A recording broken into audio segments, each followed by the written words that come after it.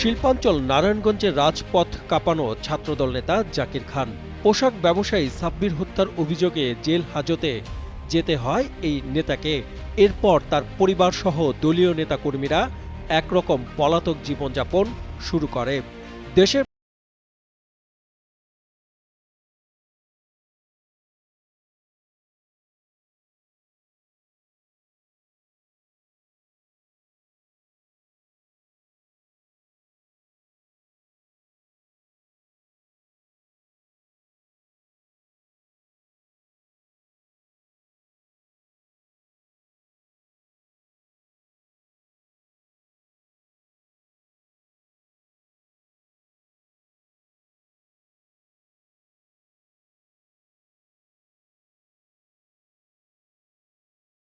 লড়াই চালিয়ে গেছেন তিনি।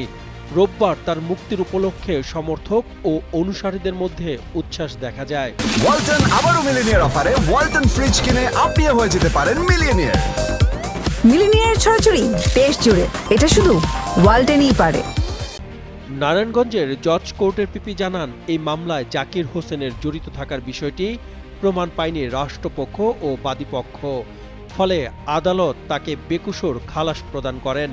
আপনারা জানেন যে দীর্ঘ প্রতীক্ষিত যে মানুষের যে প্রত্যাশা ছিল নারায়ণগঞ্জের মানুষের, জাকির খানের মামলার কি হবে, কি হতে যাচ্ছে সেটা মানুষ জেনে গেছে। নারায়ণগঞ্জের মানুষ সহ সারা বাংলাদেশের মানুষ অধীর আগ্রহী ছিল জাকির খানের মামলার কি ফলাফল হয়।